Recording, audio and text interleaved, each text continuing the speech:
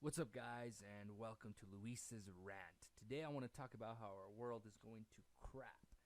Most of you guys know me as a techie, but something you don't know is that I am also big into politics. So today we're going to have kind of like a rant about what's going on in the world, kind of like a news in a way, like a nightly news.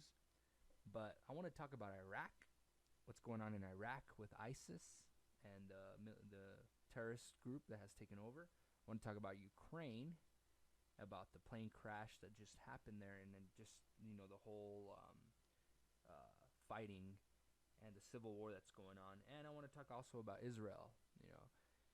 So the world is going to crap. There's a lot of crazy stuff happening. First, I want to start here with Ukraine. This article here, I will post a link on the description of the video for all these articles so you guys can check them out. But I want to let you guys what's going on here. So recently there's been fighting going on in Ukraine. After Russia took over Crimea, all the pro-Russian people in Ukraine just kind of tried to make their own little country, right? All the cities got together and they made the Donetsk Republic. And since then it's been crazy. It's just been crazy.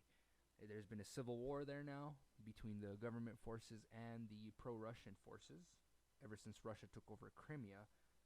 And they recently a plane got shot down. An MH17 from Malaysia Airlines got shot down, and right now there is an international investigation going on.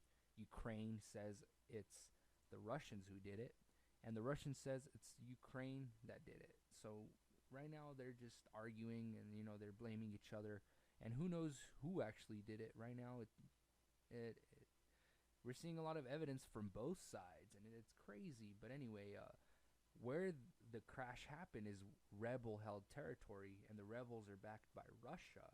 So that means that it might have been Russia or the rebels that were supplied by Russia. It might be them, but at the same time, I will show you what Russia has to say about this. But anyway,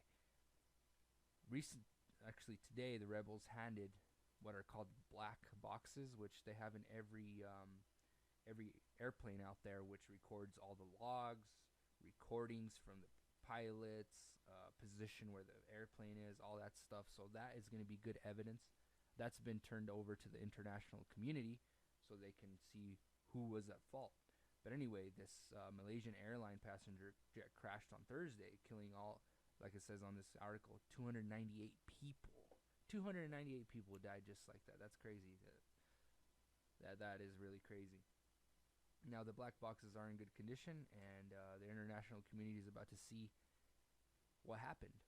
Now Putin, there's another article here, is blaming Ukraine for this. They're saying that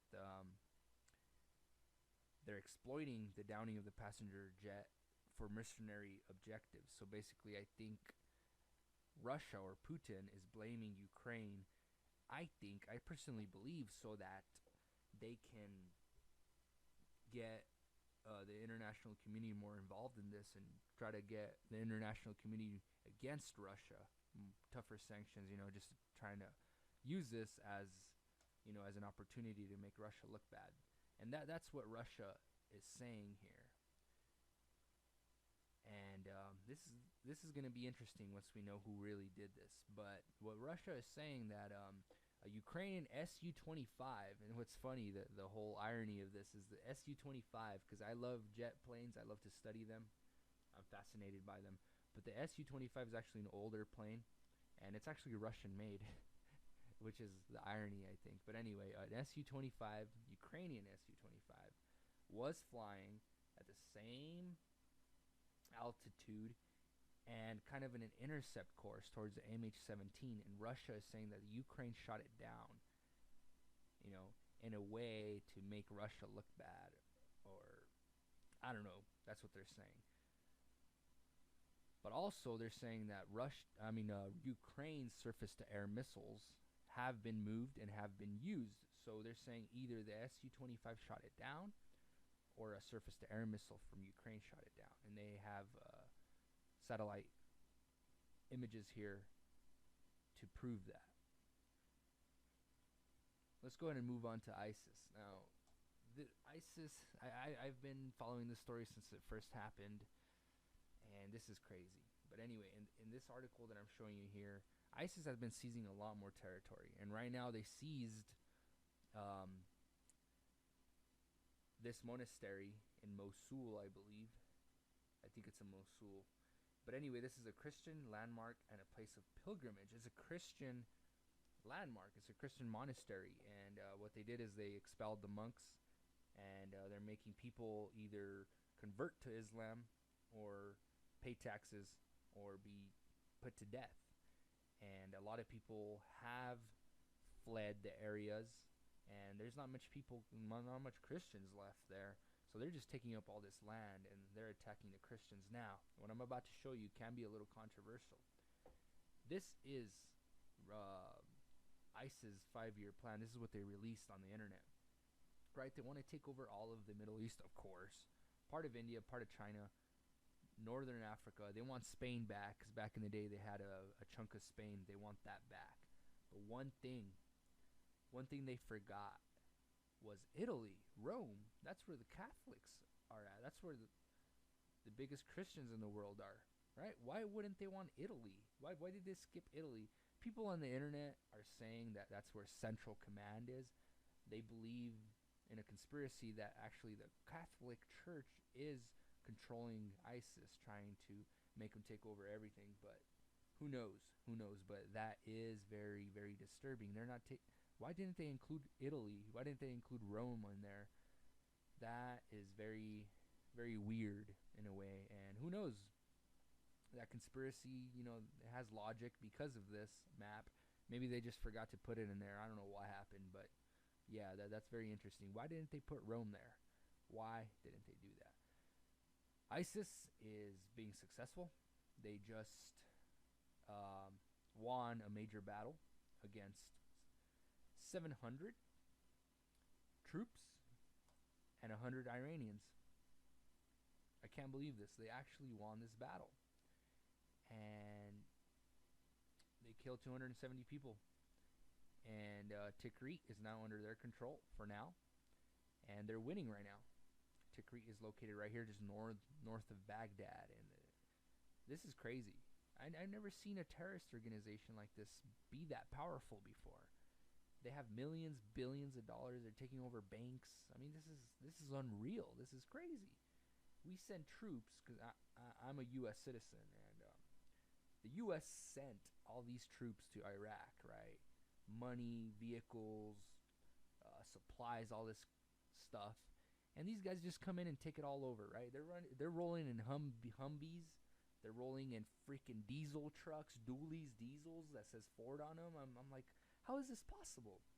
They took over all this stuff, and just seeing them, using them, it's crazy. It's just crazy.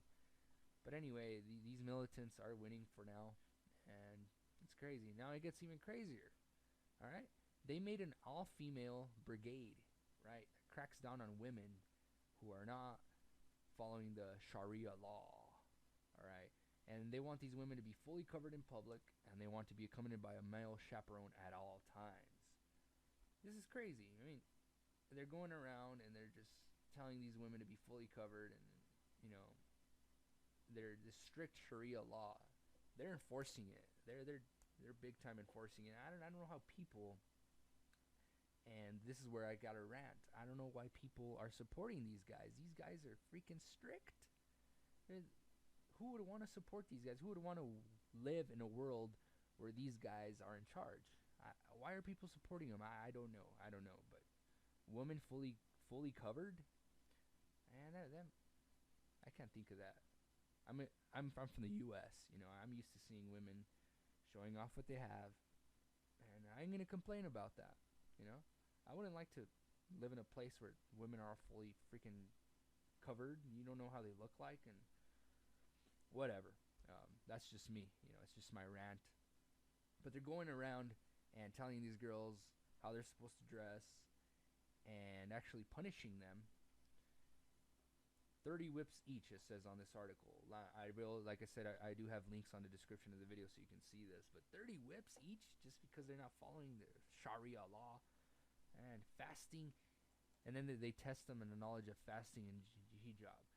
Not only do they make them cover, but they gotta fast. I mean, I work out. I'm a bodybuilder. I'm trying to be a bodybuilder, but I like to work out, right? And I mean, I can't think about fasting, man. Oh man, if I can't eat, I would hate that.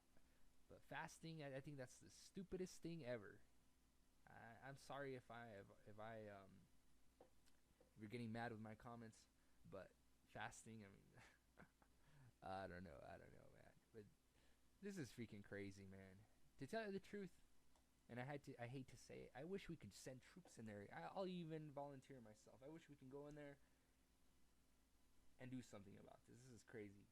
Not because of my personal opinions, but because they're taking over all of the supplies that we gave them. All this stuff, man.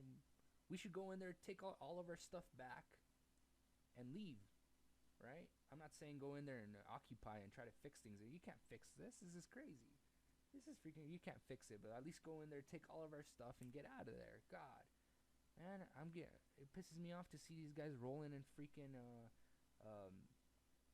dualies, man. Ford dualies and all this crap. They're even driving our tanks, our Abram tanks. They're driving our tanks. Man, we need to get in there, take our stuff, and get out of there, man. This is crazy. This is crazy. But anyway, that's just me. This is my rant. If you don't like what I'm saying, well, change the video. But now let's go ahead and let's look at what's going on in Israel. So Israel right now just started invading Hamas and Gaza. Actually, I think Gaza, not Hamas, Gaza.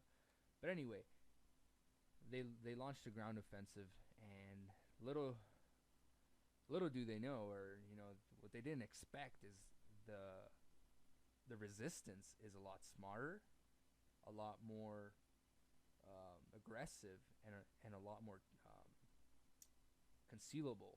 So back in the day, in 2008 or 2009, when they attacked, because I mean they've been attacking them forever. Every couple of years they do a ground offensive because of the missiles being fired into Israel by Gaza.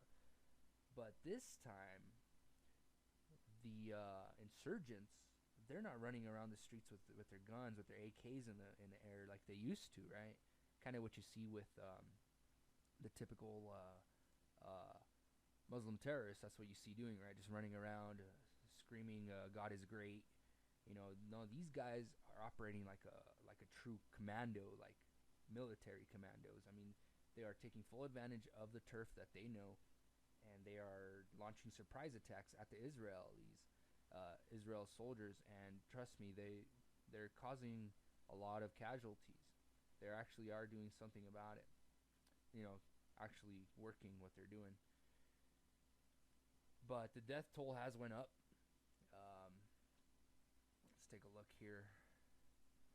There's been 500 deaths, Palestinian deaths, 28 members. Hold on.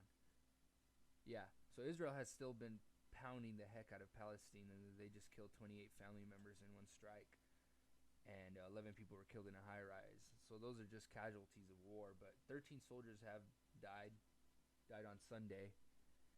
And more troops have been killed. 4 of them were in a jeep when a group of militants, like it says here, went through a tunnel across the border in Gaza. And Israel killed them with an airstrike. But that was crazy. They went through a tunnel to the other side, and they actually killed some Israeli soldiers. Now, Secretary of State John Kerry, he's funny. He arrives in Cairo, right, to try to secure, and end hostilities. But he was caught in open microphones saying, right here it says sarcastically, that the Israeli assault was just a hell of a pinpoint operation. He was giving credit to the Israelis for their military pinpoint operation. So it's clear that Kerry is of course, on the Israeli side. I mean, we knew that. I mean, of course, the U.S. is a big ally of Israel, but he went hell of a pinpoint operation. He got caught in open mic. That's gonna make him look bad, really, really bad. Thanks for watching my rant, guys. Don't forget to subscribe to my channel. I'm always posting new videos. I'm also posting a rant every week. So go ahead and subscribe and stay up to date with all my new videos. I also make videos on new tech news, software reviews and tutorials, game reviews, and much more. So like I said, subscribe and stay up to date. Thanks for watching, and I'll see you in the next rant.